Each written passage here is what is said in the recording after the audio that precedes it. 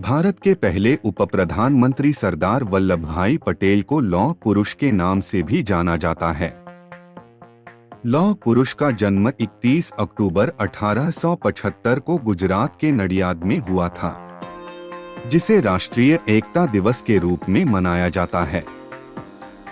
प्रधानमंत्री नरेंद्र मोदी ने सरदार पटेल की याद में 31 अक्टूबर को नेशनल यूनिटी डे घोषित किया था और इस दिन को 2014 से हर साल मनाया जा रहा है।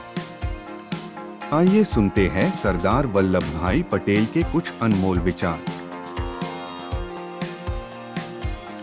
इस मिट्टी में कुछ खास है जो कई बाधाओं के बावजूद हमेशा महान आत्माओं का निवास रहा है। भले ही हम हजारों की संपत्ति खो दें और हमारा जीवन बलिदान हो जाए, हमें मुस्कुराते रहना चाहिए और ईश्वर और सत्य में अपना विश्वास बनाए रखना चाहिए। हर नागरिक की यह मुख्य जिम्मेदारी है कि वह महसूस करे कि उसका देश स्वतंत्र है और अपने स्वतंत्रता देश की रक्षा करना उसका कर्तव्य है। आज हमें ऊंच नीच, अमीर गरीब, जाति पंथ के भेदभावों को समाप्त कर देना चाहिए, तभी हम एक उन्नत देश की कल्पना कर सकते हैं।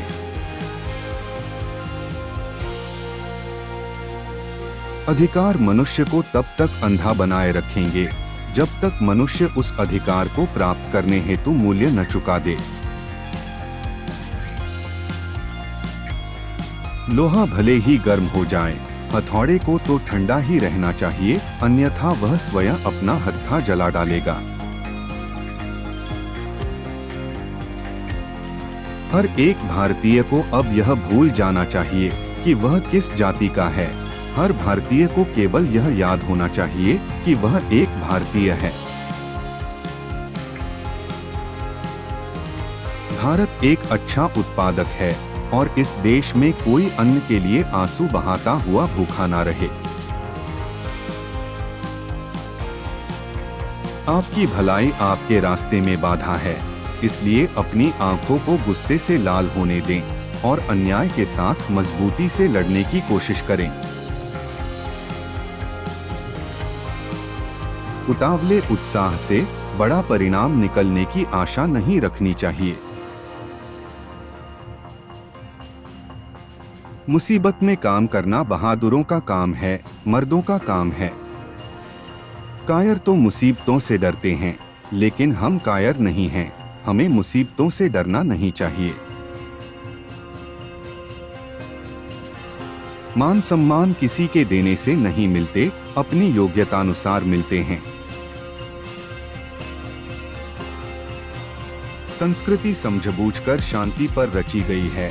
मरना होगा तो वे अपने पापों से मरेंगे। जो काम प्रेम शांति से होता है वह वैर भाव से नहीं होता। आपको अपना अपमान सहने की कला आनी चाहिए।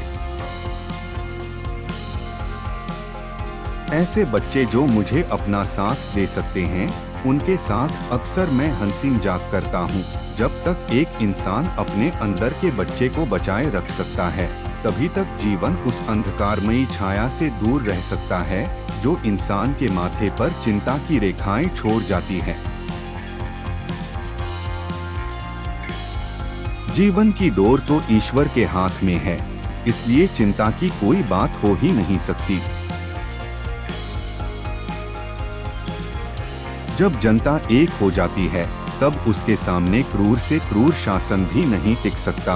आठ जात पात के ऊंच नीच के भेदभाव को भुलाकर सब एक हो जाइए।